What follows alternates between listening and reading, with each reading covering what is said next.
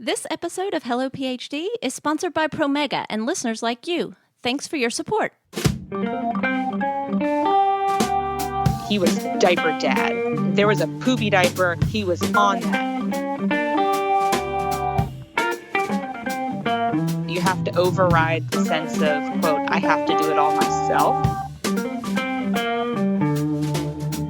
Welcome to Hello PhD, a podcast for scientists and the people who love them. This week, we find out whether it's possible to be a graduate student and start a family. Stay with us.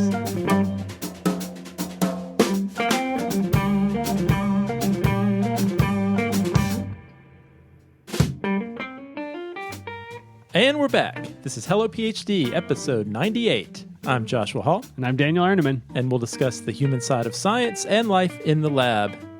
Dan, I just got to tell you, we are not alone. I hear extra people on the line. Who do we have? Hi, Vivian. Hi, guys. Vivian is a good friend of ours that we knew through previous podcast interactions, but then we actually met Vivian in real life when we were out in Nashville. The best thing about Vivian, she's a Patreon sponsor. Can't do it. Big supporter of the ethanol section. Vivian, how has your life changed for the better since you became a Hello PhD Patreon patron? You sound like I really feel like I'm doing my part to contribute to a better world. You have to plant a seed to reap a harvest. Would you say your experiments immediately started working better when you... Well, I will be honest and say that I had my last bout of imposter syndrome when I started listening to the show, but it's been completely abolished. You heard the two actual imposters and decided, hey, I'm better than those guys. Better than those jokers. At least I'm better than them. Exactly. Well, we will get to the reason why you are here on the line with us, but of course we have to start with some ethanol, and you got to choose it today. What do you have laying around? So I picked the Boda-Box Malbec. It's probably super cheap. I'm drinking it out of a plastic cup, just like a good graduate student should. Yeah, perfect. Yeah, I picked it up for, I think it was on sale today for $16.99. And that was for the big it's like four bottles. And it's 4 bottles. 4 bottles worth. Do you know what year you got? Because it's marked on the side. I have no clue, but it's probably been sitting on my microwave for several months, and it's still good. It's aging. It's perfect. We have he was kind enough to pick some up on the way over, so we would have the same ethanol. We have the 2016 vintage here. 2016, and here's my favorite part about this, Vivian, is that on the box, it's got a little label. It says 2016 Malbec, and then it says Best Buy Wine Enthusiast, and it says 2013 Malbec. So they're telling us that the wine we're not drinking was the best That doesn't buy. make any sense. 3 years ago, this was the best. Yeah. Anyway. Tastes pretty good. What do you think, Josh? Actually, I think it's pretty good. I've had a few different Boda-Boxes, and there's some I like, there's some I don't like. This one's good. This one's very drinkable. Does this feel very drinkable on theme for you two? Is it Malbec-y? Josh is a pretty snobby wine drinker, so he will actually tell us whether it tastes like a Malbec. There's a Malbec that I like quite a bit that my wife and I always get. There's the sushi restaurant that has half-price wine on Sunday, and that's our go-to date night. It's the Padrillos Malbec from Argentina, and it is so good. I don't always like Malbecs, but this reminds me quite a bit of it, and one bottle of that is the same price as 4 bottles worth of this, so I might have to switch. No. Bargain Yeah, buy. that's amazing. Yeah, it's like $16 a bottle. And this is $16 for 4 bottles, so... Mm-hmm. Well, thank you for taking us to a class up from our beer. We're drinking wine tonight and very pleased to be doing it. Yeah, this is great. Mm-hmm. Yeah, me too. I'm enjoying it. Dan, besides being excited about this wine in a box, I'm also excited we have a new Patreon patron. Who do we have, Josh? Want to give a special thanks to Joe, who just joined our growing group of Patreon patrons. All right, thank you, Joe. And we'll see you in our private Slack channel just for our patrons. We will also take the time to remember that Promega is hosting a special webinar coming up on September 11th, 2018. They're going to have 2 amplification experts that will be hosting a live webinar to answer all of your questions about ensuring a successful PCR every time. Josh, I know that we do not like failed PCRs. You know, I was thinking about it, and I'm pretty sure in my time in lab, in my many years of lab, I think PCR is probably the procedure I did the most. So you were always successful each and every time. Amazing. I wish that I had 2 amplification experts who could answer my questions. Well, you will on September 11th. And if you have any questions that you would like to ask, you can submit them along with your registration by August 17th. Just go to promega.com/hellopcr. All right, well, let's go ahead and jump right into our topic.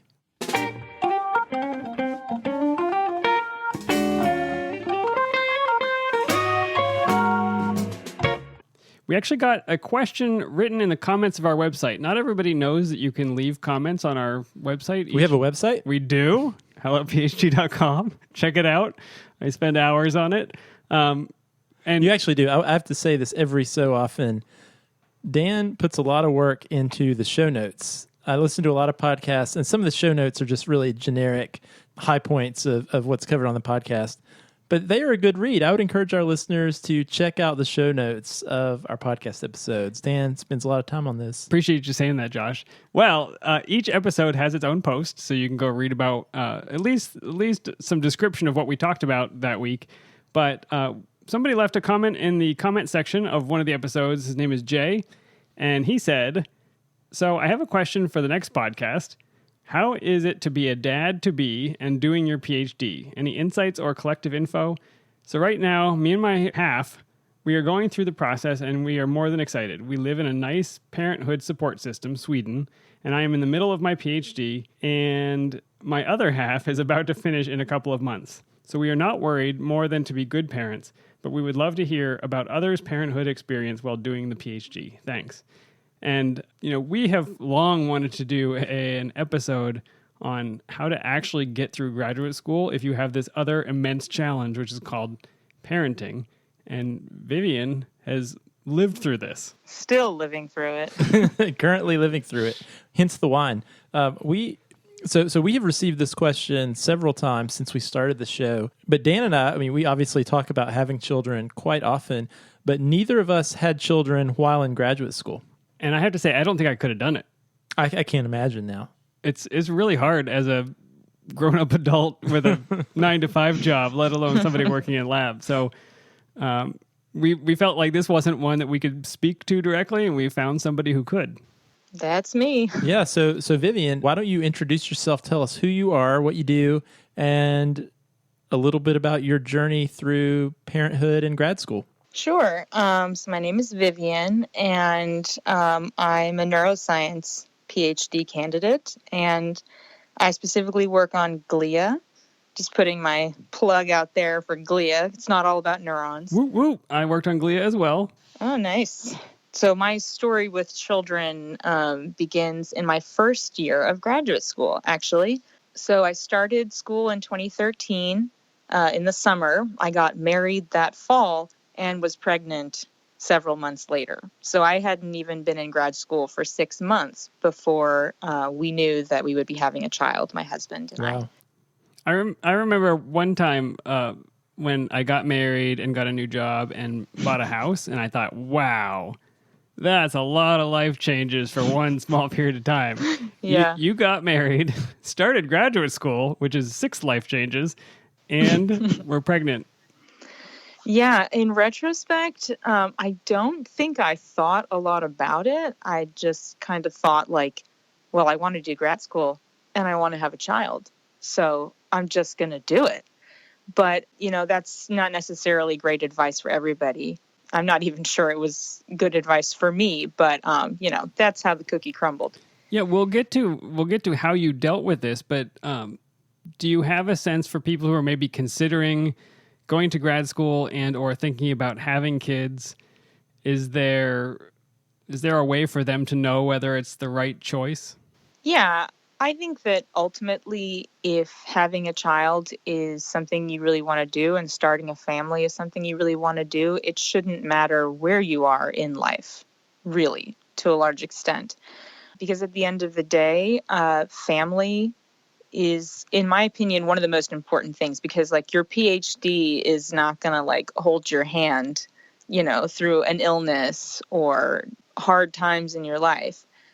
So I tend to think that making an investment in family is probably more important than anything else that you're currently doing. If you're starting graduate school, I can see how it would be kind of daunting. But like I said, I don't think there's a better time or a worse time. As you guys know, it's going to be hard no matter what time it happens. So there really is no best time to do it. I would say if it's something you feel comfortable, like you want to do it in your heart, you want to do it, just go for it.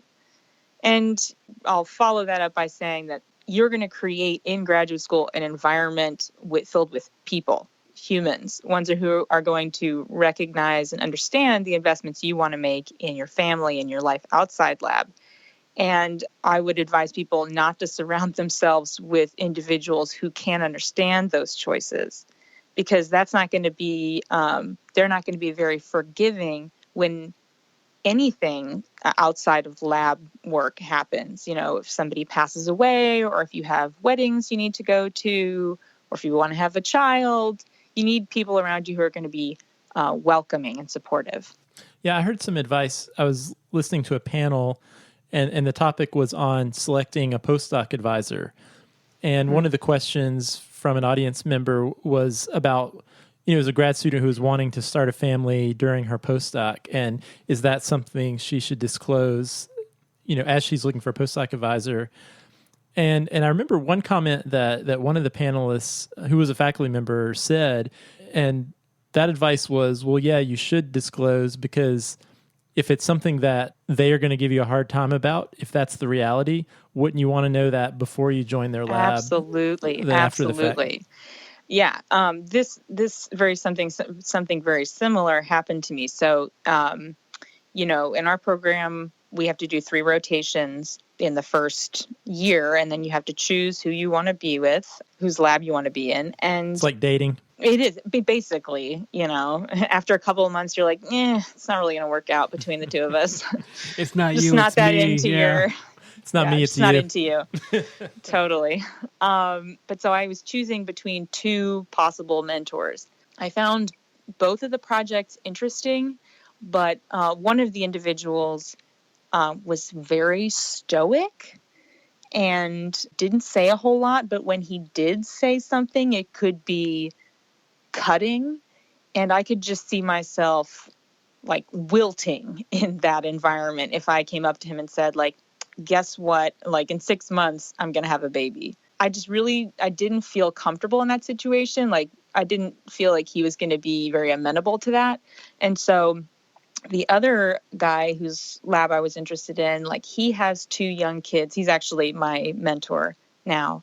And he has 2 young kids, and he was like very chill and talkative. And from the get-go, I like felt like maybe we could level with each other about like family life and the commitments that we have to make outside of lab. And, because there were days that he wouldn't be able to come in because his daughter was sick or something like that. So I knew that I was in a place where that was going to be acceptable. And so I totally understand that. Like, you need to get that stuff out there and just be true to yourself and to others, that like these are your expectations. I think that's good advice, particularly because the difference between me before I had kids and me after I had kids is my level of understanding about kids. So, I used to go to a restaurant as a 25-year-old and say, why are those kids being loud? And the kids on the plane are so annoying. Why are those kids crying? Now I get on a plane and kids are crying and I'm like, oh, those poor parents. What can I do to help those kids? I just feel so terrible for them. So, I think knowing about the kind of family status of your mentor, although I'm sure it's totally illegal to ask, is something useful to suss out. Yeah, absolutely. I feel super selfish now, because when I'm on a plane and I hear kids crying, my first thought is, I'm glad those aren't my kids. That's the other side of that coin. Yeah. I put my headphones on and relax. I was going to say one of the perks to now being a seasoned mother, because I have 2 kids now, is that, I've mastered the ability to just like filter out the crying, because you have to, when you have a kid, like you're in the car and somebody's hungry and they're screaming about it, but there's literally nothing you can do because you're driving. So you just have to kind of let go of that part of your sensory experience. So you can just zone it out. And so now when I'm on planes and I hear kids screaming, I first offer any help that I can provide. And then secondly, when they say no, which is almost inevitable, I just zone it out. It's a superpower. Also helpful when other grad students and postdocs in your lab are crying. You can just tune it out and focus on your experiments. Yep. So Vivian, so you now are going through graduate school, and you have two small kids. So can you give us some? How do you do it? That's what he's trying to say. How do you do it? Yeah, I guess give us some things you have learned, some tips that you've learned that maybe have helped you, or advice maybe you would give to others out there who are parents while in grad school, or they're considering starting a family while in grad school. Or as a advice? postdoc, yeah. Or as a postdoc, Yeah, at any point. So I think my first piece of advice would be to set up a support system. And that, I think, entails being explicit with your mentor about what's going to be happening and kind of what you expect will come after the baby is born.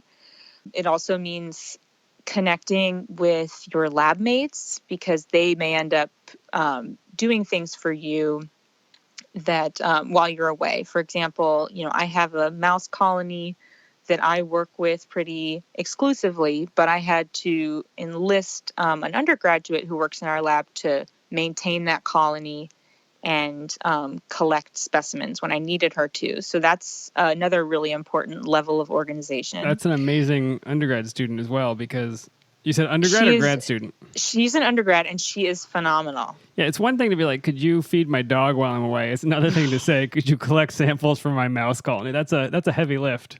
Well, also, I think it speaks to the mentorship ability of the graduate student who is overseeing her.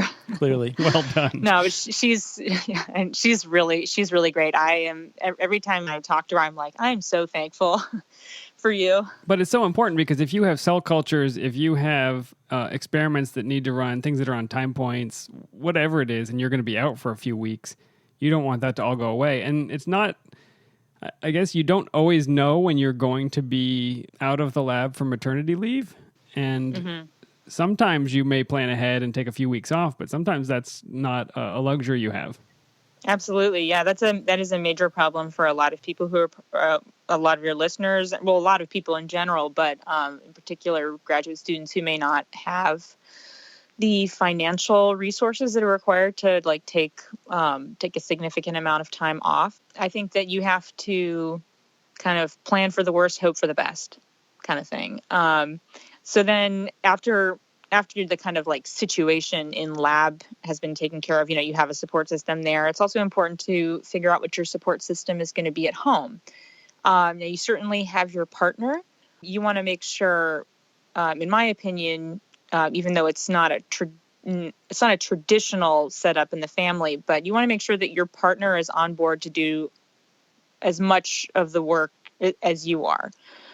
Certainly, being a mother, that means that you're gonna have a whole host of roles that your husband or your other partner can't fulfill. But there are plenty of things that they can do. So just kind of maybe talk about what are some things that both of us can do, but maybe you should take care of. I know if I have a friend whose husband was he was diaper dad. There was a poopy diaper. He was on that. And that was his deal. And actually that's a great, those are great ways to help a new mother, because that's a time when she can go to the bathroom. Because little babies, they're just stuck on you like Velcro until somebody can peel them off. 24 hours a day. This is not a morning and then you get the afternoon off kind of thing. Yeah, no. So you got to take breaks when you can get them. So that's an example of how you might think, as the father, you might think that something like that is inconsequential, but it is not. And those are foundations of a good relationship with your partner and with the baby. So I think communicating with your partner about the jobs that are going to need to be done and who can kind of take over what is good. And then also if you can recruit parents or other relatives to come help you. I know that's sometimes difficult because a lot of people who are doing graduate school, they've moved away from their hometown or their home country. But these people, they want to see their grandchildren. They want to see their nieces and nephews. So you can doesn't hurt to ask if somebody could come stay with you for the first month. Were you in a new place when you had your first kid? Yes, absolutely.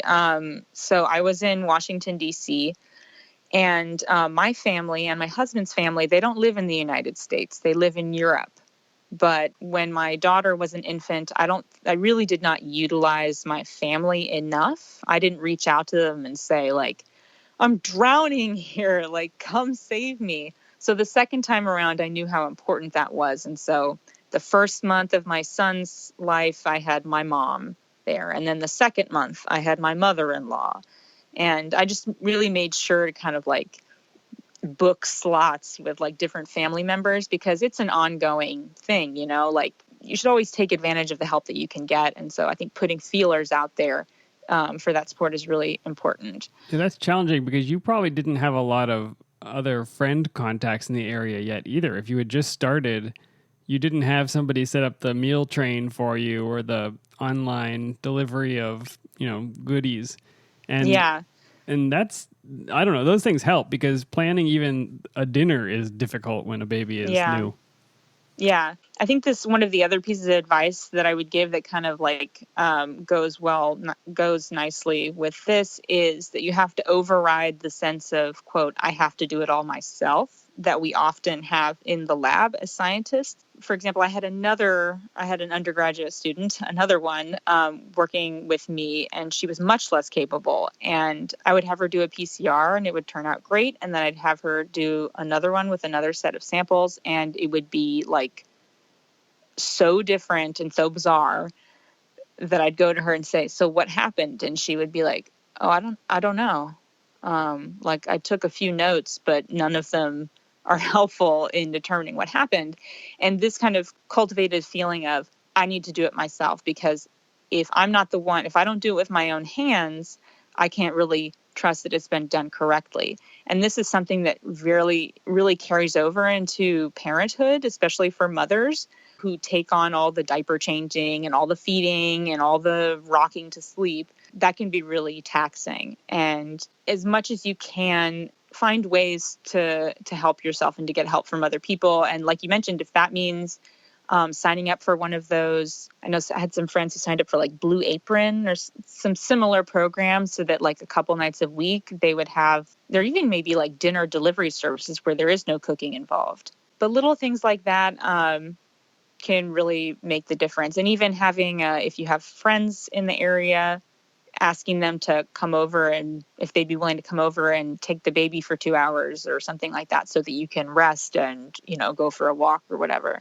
Like anything that you can get. Yeah, that makes a lot of sense. Makes so much sense. So one thing I think Dan and I have both noticed, I know Dan and I both in our labs, when we were grad students, even though we didn't have kids, there were other individuals who did. And one thing that was very obvious about them was, even though they might have been in the lab less hours than we were because they had to do daycare drop-off or school pickup or going to appointments, when they were at work, they seemed to be so efficient at getting things done. Is that something you could talk a little bit about, or that you've noticed since becoming a parent?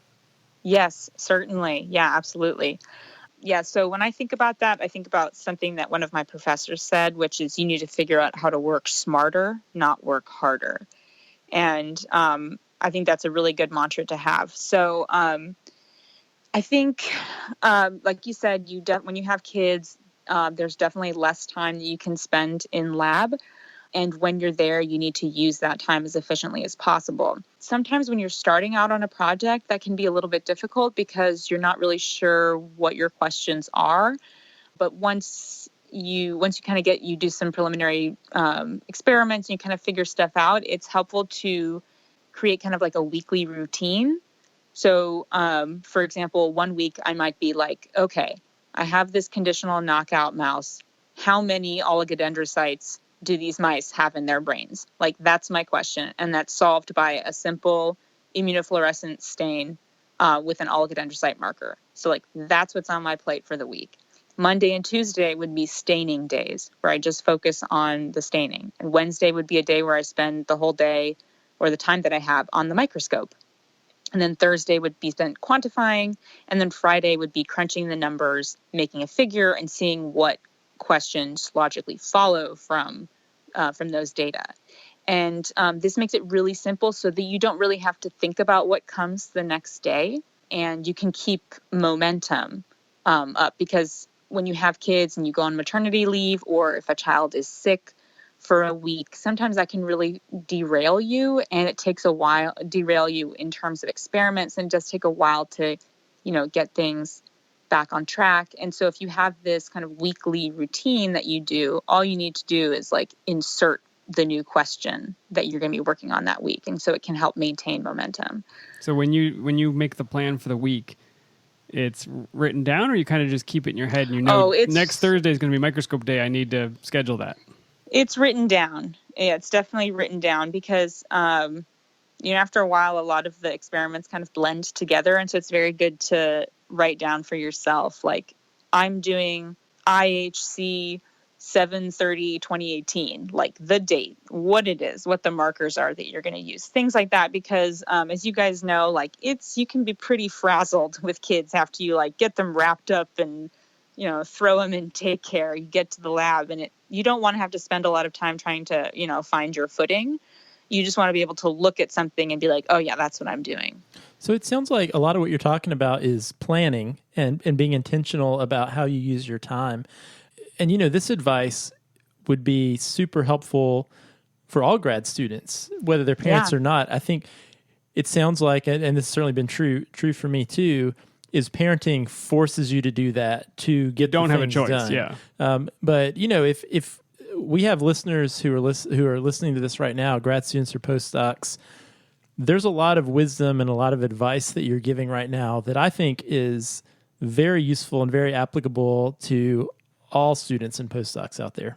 It's true. Yeah, though, I agree. One of the differences, I'm thinking back to having very young babies, and I remember there are long stretches of time where you're holding a baby or you're near a baby and you have nothing else to do. So the room is dark. You don't have, you're not on your phone. You're just sitting, rocking a baby with just your mind.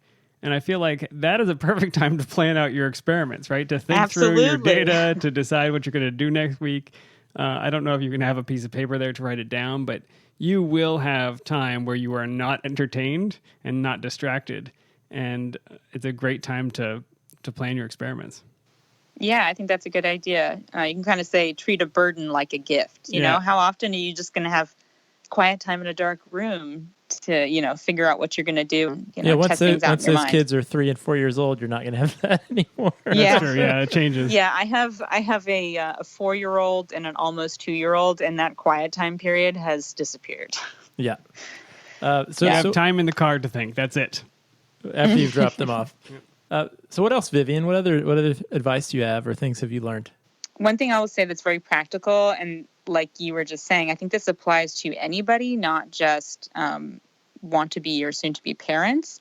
It's that you should apply for any fellowship or funding opportunities for which you are eligible as soon as possible. And did you do that?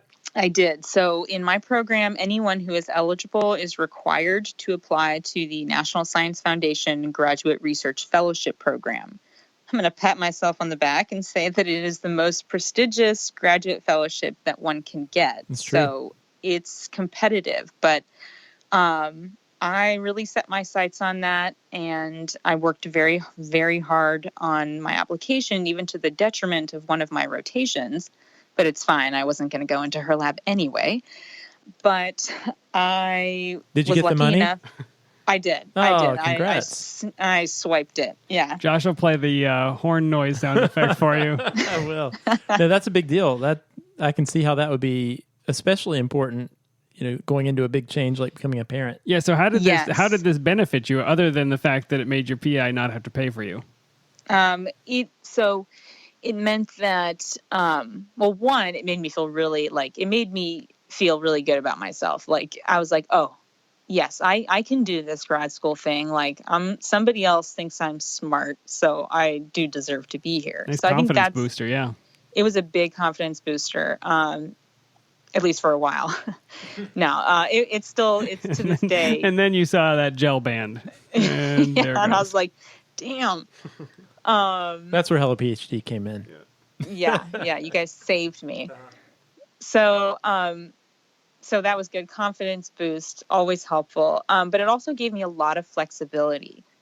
So I got the award in April, And the funding wasn't going to become available until, I think, September. And I opted to delay the start of the fellowship. So I think this is probably the same at other institutions, but I think your institution is required to provide you 6 weeks of paid maternity leave, possibly. At least that's the way it was for my university. So I decided to delay starting my fellowship and still take advantage of that 6 weeks paid leave. And then it just gave me a lot of flexibility so that I wasn't using my fellowship money while I was sitting at home with a baby. That's smart. And your PI has a harder time complaining, right? When Absolutely. you're bringing your own money, you're working on your own time. Yeah. Yeah. I mean, that didn't completely stop him from complaining when Sure. my funding the fellowship just ended this February. And So now the heat's back on you.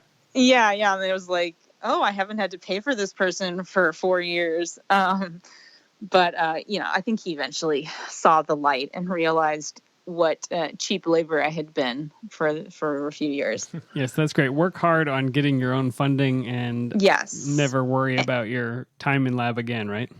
Yeah. I think that it's an important thing to do for any grad student, because actually when I was doing interviews for this program, I was being walked around campus with a student chaperone, and the professor director of the program had actually advised us to ask these chaperones, what are things you don't like about this program, or what are some negative experiences you've had? Because that's a really important thing to realize. Is as we all know now, that graduate school is not just all like puppies and rainbows.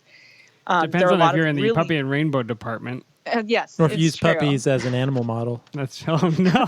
Oh, that's so terrible. Oh, no. That would not be better. Grad school was all puppies for me. And I'll never sleep again. I'll cut that out. Please don't. But we all know that there's some really dark, hard times, and it's important to get perspective on those things and to know that you should expect some of those things.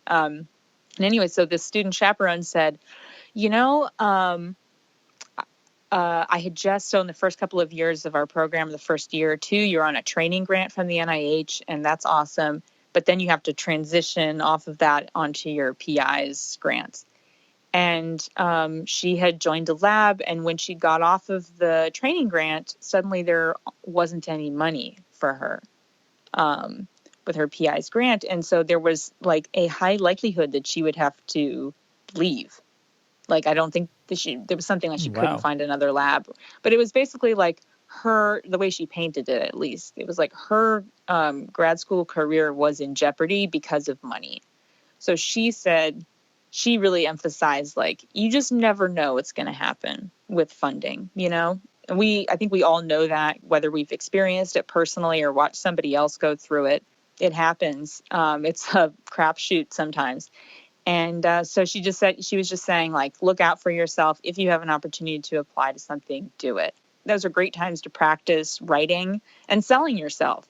Not an easy thing to do when you have terrible imposter syndrome.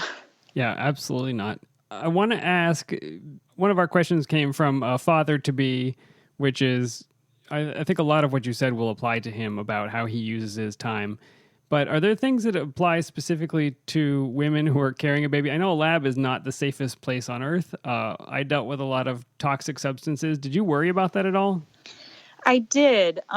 So what I found, actually, and I can send, there's an article that was written. I was interviewed for an article a couple of years ago, and it was just published. So I can send it to you guys after we're done. And it might be worth reading it for women who are looking to get pregnant and want to understand what are the things we need to be looking out for in the lab.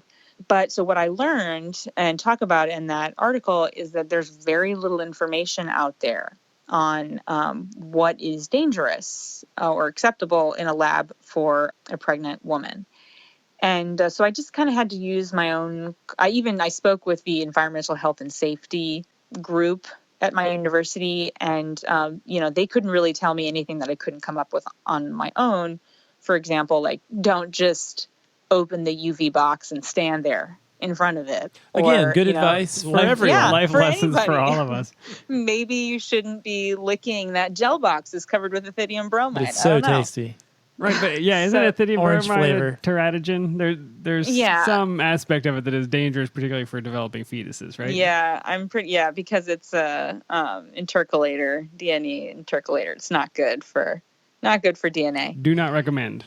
No. So I would say, like, you can look on the internet and see what you can find, but also just, use your knowledge as somebody who works with chemicals and has to read the safety and data sheet. The MSDS, yeah. But, just use common sense. So, like, for me, the way that my lab primarily collects tissue is by anesthetizing a mouse with isoflurane, which is a volatile anesthetic, and then perfusing them with paraformaldehyde to preserve the tissues that we then collect and process and analyze. Volatile anesthetics and paraformaldehyde are not things that anybody wants to be inhaling, and why most of the time those things are done either in a chemical hood or with special machinery to remove isoflurane from the air, from the environment. But when you're pregnant, your body, your physiology changes to allow the fetus to grow and prosper. And then, as we know, developing tissue is particularly sensitive to everything, toxins. yeah. To everything, yeah.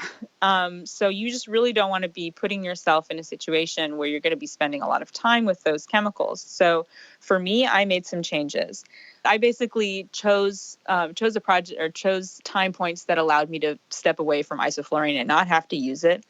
I also opted to fresh freeze my tissue, which basically means removing the brain and then submerging it in liquid nitrogen or some other really cold liquid to freeze it, and then I can store it at -80. So that also removed me from exposure to paraformaldehyde. I also switched from using ethidium bromide to a non-toxic DNA marker. So there were things that I tried to do to protect myself. And I've had 2 healthy children with no birth defects. Well, that's fantastic. The only other thing I'll say about as being a woman in the lab actually has to do with after the child is born.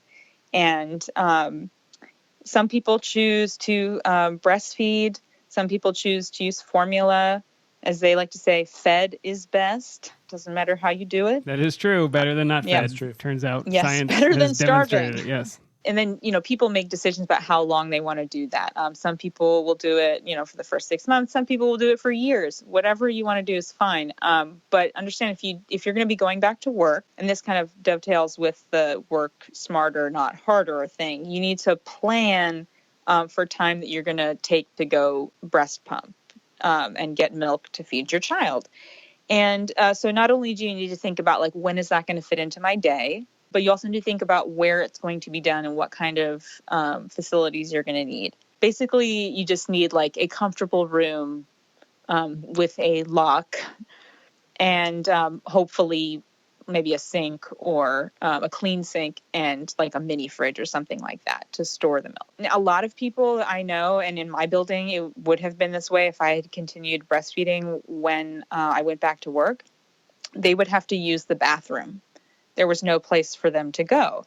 And I don't know how many people are that comfortable being in a public bathroom just to use the toilet, but you can imagine that when you get all your paraphernalia and you've got this machine bleeding next to you, that's really not a comfortable place to be. And in order to really get the best yield while you're pumping, you need to be relaxed. You need to be comfortable. So I would say ahead of time, you're not going to necessarily know what your decision is about how long you want to breastfeed, because there are many other things that are going to play into that. But, ask around, see if there are facilities or where you're going to have to go. Because for me, I would have had to walk to another building. So I would say just kind of start thinking about that and plan ahead. Yeah, because and ask that can about be it. That's right. difficult. Yeah, That's just right. ask. Yeah, I know at our institution there's been luckily a lot of progress over the last 5 years in more and more buildings on campus having pumping rooms, and I think the goal is actually to have one in every building. And there's actually a map online that you can look at. That's smart. to find the places. Yeah. But you're right. I mean, it's a really infuriating thing that these days that's something a woman can't easily find at her place of employment. Yeah. And conversely, how many men's bathrooms have you been in that have diaper changing stations? Not many. Not a lot. It happens, but rarely. Yeah. Yeah, it does happen, but I mean, not that I spend much time in men's restrooms. How many but have you I been do. in? That's right. How many have you seen? 0. Not many more than us, probably. Yeah. That's the best. You go to the restaurant, honey, could you take the baby? Because I just can't. There's totally one in there. You're like, I wish there was one in there. She doesn't know that. Yeah. Can't do it. Can't do it. I would Hands if I are could. tied. Well, Vivian, so this has all been really, really great information. I think this is going to be fantastic for, again, like we said, all of our listeners, whether they're thinking about starting a family while in graduate school, or maybe, I think we'll probably have some listeners who are pregnant now who are wondering, how am I going to make this work with grad school or my postdoc? And I think this will give a lot of advice and comfort.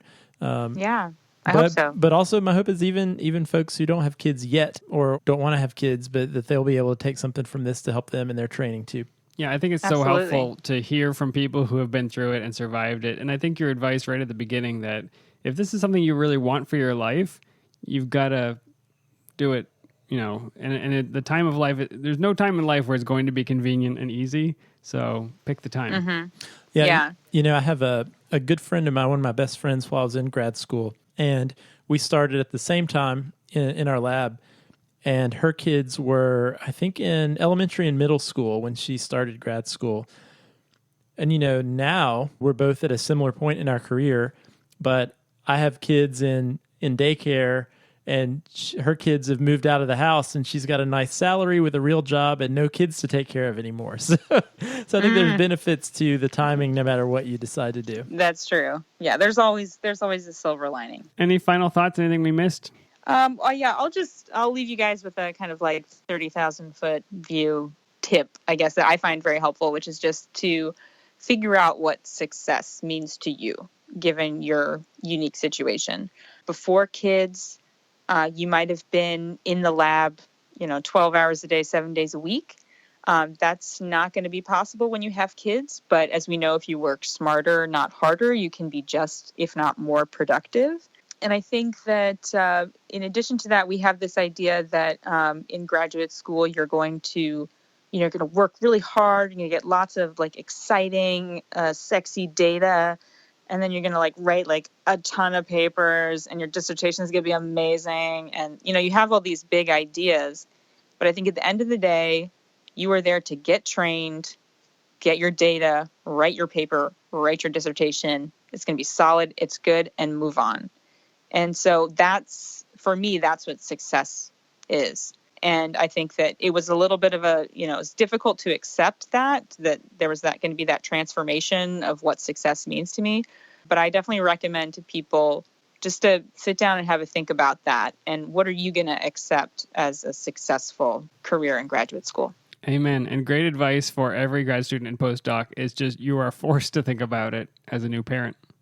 Yeah, I was going to say every tip that you guys have on this show is just instead of making it an option to boost your success, just make it a requirement, and then you'll be fine. Well, thank you so much, Vivian. This has been amazing. I'm so glad we finally got the chance to connect. And thank you for the Malbec recommendation. It's quite good. Yeah, I'm enjoying it too. Thank you so much for having me on. I really appreciate it. I'm going to pour another glass, and the good news is there's plenty more. There's in the box. 3.75 more bottles left in there. Vivian, have a good night, and thank you. Thank you. You guys too. Talk to you later. Dan, that was great. I really enjoyed our conversation with Vivian. That was great, Josh. How can people reach out if they have a question?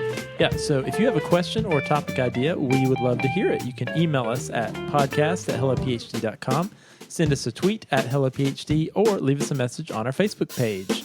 If you like the show, we would love it if you'd leave us a review on iTunes. We enjoy getting the feedback, and it helps new listeners find the show. If you'd like to support the show, just like Joe did, you can become a patron. Simply go to our website, hellophd.com, click the Become a Patron button, or you can visit patreon.com/hellophd, and we would appreciate the beer or boxed wine money. Excellent, Josh. I see you're going for another glass of that Malbec. Must be a favorite. Yeah, actually, during Vivian's interview, this box is sitting right next to me, so I just reached over and filled it up. So dangerously convenient. I have no idea how much I've had. We'll see you next time. See you next time.